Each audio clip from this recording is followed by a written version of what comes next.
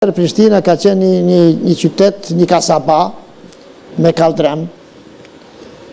Varfëria ishte e tejme, 90% të banorëve hanin buk misri.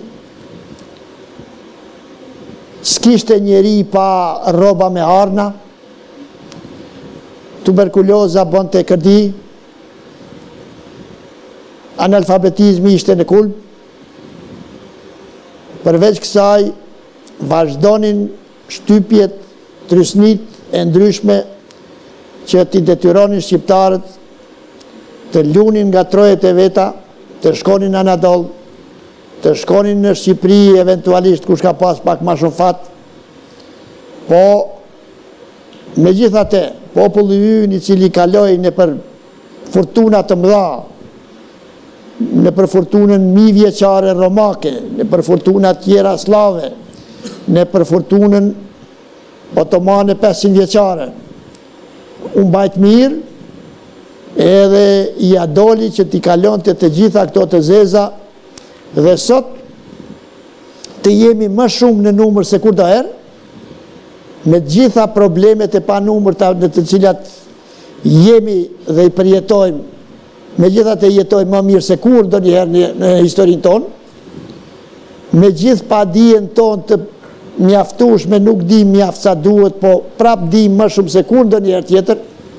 Me fjalë tjera, nëse krahasojmë vetveten tonë me vetveten, jemi shumë lartë, po që të mos na rritet mendja, atëherë duhet të shikojmë andej nga është Evropa, nga është bota, dhe të shohim se jemi bira e fundit e kavallit. Fitojmë ka ngacit më të mëdha.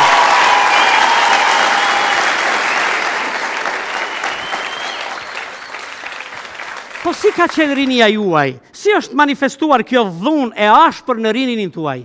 Po, shikoni, në nësime, e cila ka qenë një adhetare e madhe, edhe cila ka punuar me thoje me dhëmë, që të më rriste mua edhe motrën time, sepse babaj nga diq heret, vlau gjithashtu, ma i madh Maliqi, diq heret, edhe metëm në duart e nanës e cila heroikisht, jo vetëm që në mbajti, po edhe në edukoj si duhet.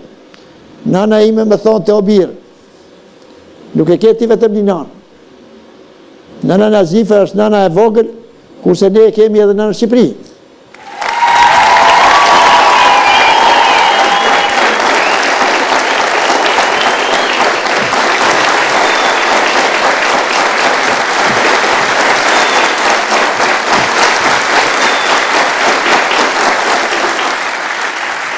Këto dorë trokitje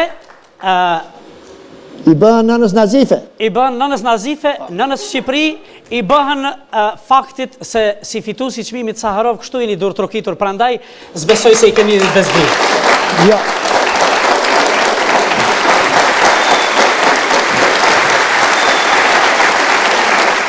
Ju shquheni si nxënës shembullor në kohën tuaj, po kush ishin edukatorët apo indoktrinatorët në kuptimin figurativ të formësimit tuaj patriotik? Edukatorja ime e parë ka qenë mësusja vezire, atë e kam gjallë edhe sot në Tiranë, ka gati 90 vjetë, dhe ajo nuk e fillon të orën e mësimit, pa e kënduar ne këngën, atëherë ishte okupimi fashist italian, pa e kënduar këngën po çka jemër djali bardh, besa besu unë jam shqiptar, se Shqipëria më tha një fjalë, më ke nanët të kam djalë.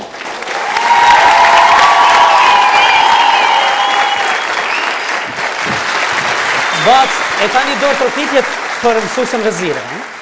Po, pas mësusës vezire, erdhëm ne nxënësit në klasën e 4 fillore, atëherë na mori në dorë një mësus e shkuar mësusit, një virtuoz, i cili shkruante skeqe për ne, shkruante drama për ne, merrte pjesë në jetën kulturore të qytetit, luante edhe në teatrin e qytetit. Ai na bëri të gjithëve artist, na bëri të gjithëve recitator, po s'ishte vetëm kjo.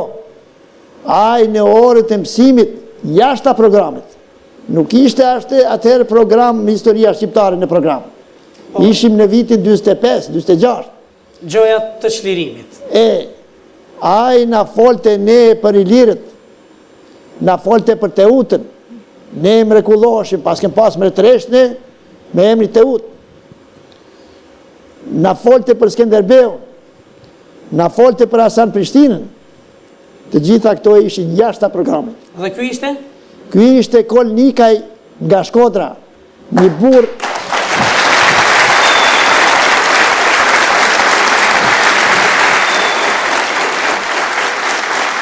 ne atëherë kishim kaluar, i kishim kryer shkollat fillore Këndej, po e kemi pas dhe e kemi të gjallë. Të gjithë ne që kemi qenë nxënës të mësuesës vezire, që kemi qenë nxënës të Kol Nikës, që kemi qenë nxënës të Zekeria Regjës, se vazhdoj pastaj shkuam në dorë të Zekeria Regjës në gjimnazin e Prishtinës.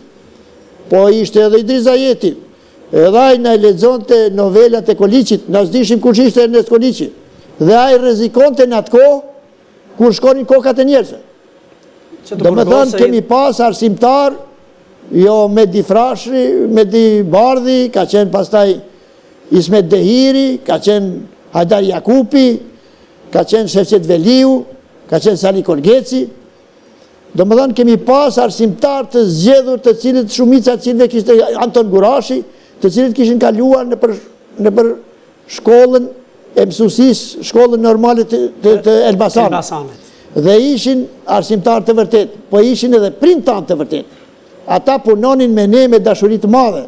Dhe kur ti ushtron një dashuri ndaj nxënësve, edhe ata të duan pastaj.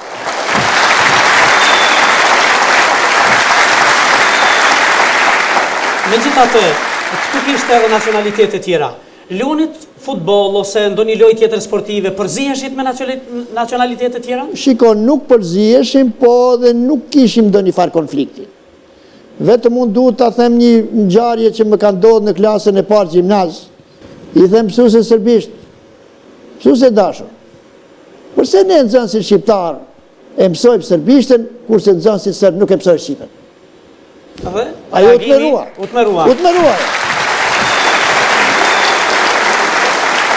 U mundua të thotë që gjua serbishte është gjuhë shtetërore. Thash, po e gjua shqipe? Çfarë gjua është? Gjua shqipe, me që serbishtja që nga shtetërore, gjua shqipe çfarë gjua është? Ajo me lot doli, mori regjistin dhe shkoi dhe më bëri dava të drejtori. Drejtori ishte Jani Gjino. Prap një korçar që kishte marrë pjesë në luftë, edhe kur shkova para derës drejtorit, hezitoja që të cokas në derë, ai po më thot, hyn mrena, cokat, hyn. Futem unë, dhe shoh, Jani Gjino kishte ullë kokën në tavolin, shfleton të disa fletë, unë prit që po më thot diçka, prit që po më gërthet, prit që po më qërton, hiq ku gjë hiq. Qëndroj, ashtu dhe maroj ora, razili, Jani atëre qoj kokën, tha, ti e filani? Thash po. E qoj dorën kështu, thash ku do të ma fut një shpull. E aj më përgdheli flok, e thash shkon klap.